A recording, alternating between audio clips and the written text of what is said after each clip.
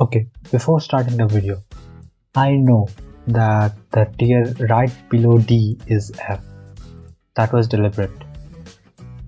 The story quest which will be in F, or the story arc which will be in F, doesn't deserve to be in even E. That's why it's F right after D. Okay then, let's start. Hello guys, my name is Fable and I'll be ranking all of the story arcs for the big four of gacha games. Basically, Honkai Star Rail, Genshin Impact, Wuthering Waves and Zenless Zone Zero. So let's get started. First of all, we have the Mondstadt story arc, which I think is decent. For the first story quest we ever got in Genshin Impact, it was a good introduction and the Divalin boss fight was cool. On the other hand, it was nothing special, but it wasn't bad too. I will say it's a solid C, mid, or like this tier list will work like this. B is decent, A is good, S is peak, C is mid, D is not that bad, but it's just not even mid, and F is just disappointment. So yeah, and before starting, I'll also like to clarify that I will be separating the Septimont and Raguna story quest because I think Raguna belongs to Carthasia and Septimont belongs to Forlova. So we will be separating these two story arcs. Also, the Dainsleif quest or the Abyss sibling quest in Genshin Impact, I am considering them as a separate story arc too. So yeah. Then we have, after Mondstadt, we have Niue. It was also mid. It was nothing crazy. The final fight against Osal was cool though. Child's boss fight was decent too. I would still say it wasn't anything crazy, so like yeah, C, low C I guess, low C. Then we have Inazuma. The thing about Inazuma, right, I don't like politics that much. Like, it was a pretty good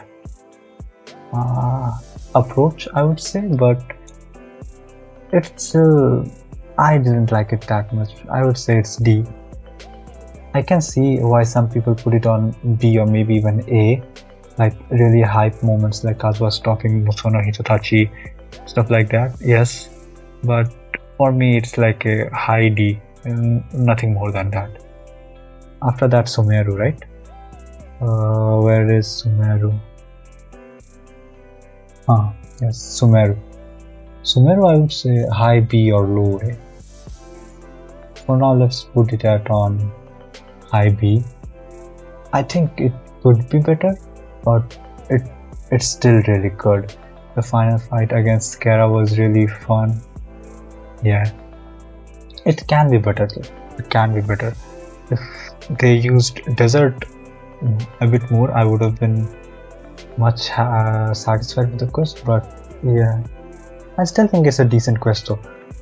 So B. Fontaine straight up goes to peak. It's not even a debate at this point. It's peak. I do think Fontaine has some negative points, like the pacing of the middle part of the Fontaine quest was bad, but other than that, Fontaine is just almost perfect. So yeah. Then we have this atrocity, Okay, yap time. Natlan. F. I'm just disappointed in Natlan. It's not, yes, Natlan has some cool lore, but of course it will have cool lore when so many questions are answered in it. But the story told, it was just ass. The pacing was bad, the story told was bad. Like, I don't understand. Nation of War more like Now everyone will say like there was war, many people died. Yes, died. NPCs, which I never even talked to once. Then the final quest was like rushed, seriously rushed. The pacing, I don't understand what was the pacing. Like the first two parts of the quest was so dragged out, and then they just compiled it in a 2.5 hour quest and just said it, yeah, it's done. And I'm not sad about a short quest, alright. Wuba 2.2, I would say one of the best quests, and it was just like what, 2.5 or 3 hours long. But it was good. It told the story well. This didn't did it right. Natlan had so much potential, but they just ruined it. You know what? At the final quest, I at least wanted to see Ether or slash the MCU close. At least I wanted them to see, like, interact with a kid whose father died in the war. So like at least we can see the stakes. Well, I mean, we can feel how high the stakes are, but yeah. And at the end of the day, it was defeated. The Abyss was defeated by power and friendship. So, I don't care. Natlan was like a disappointment for me. F.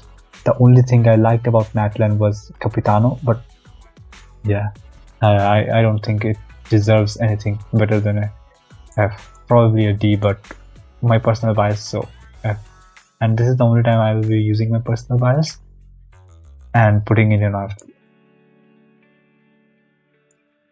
The Abyss sibling storyline, or the usual Dainsleif story quest we get each year, I would say they are a mid-A story.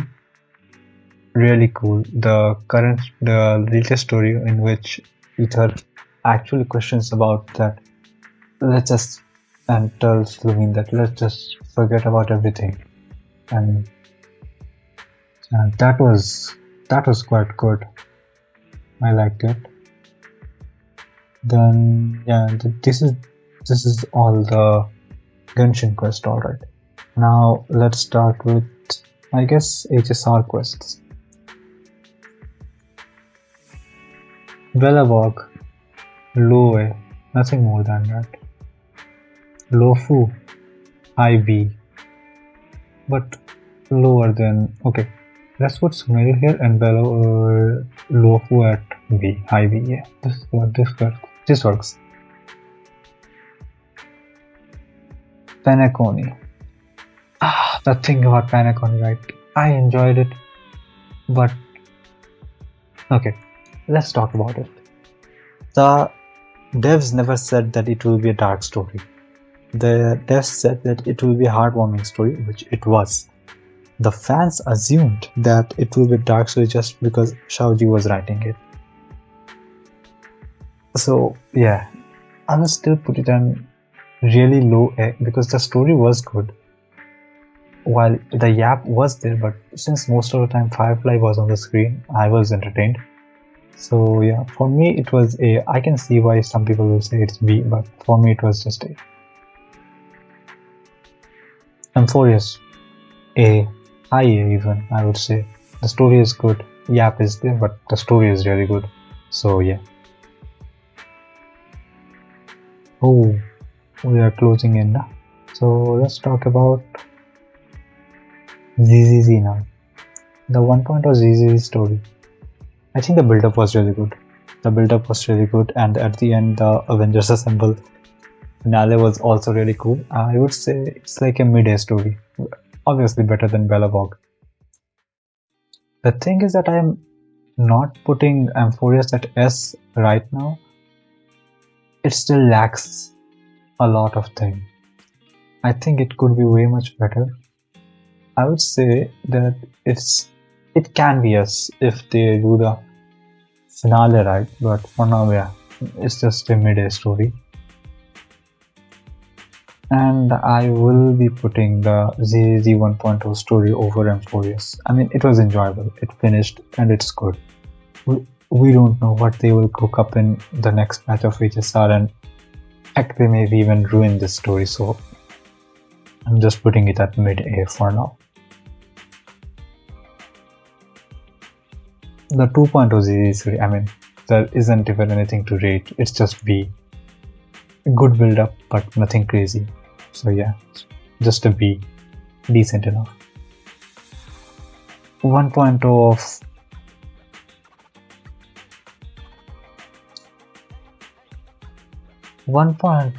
of Wuba was something. Wanglong was fun, but Jinjo was bad. Jinjo was bad. D. I'm sorry. Jinjo was really bad. It's D. The Black Shores quest though. I know. Predictable, yes. Hella predictable. But I enjoyed it a lot. So yes. I can see why some people will say it's B or even C because it's so much predictable. But the storytelling and the music was just so good. I mean, imagine before Black Shores we had the sad 1.0 music, but then Black Shores changed it.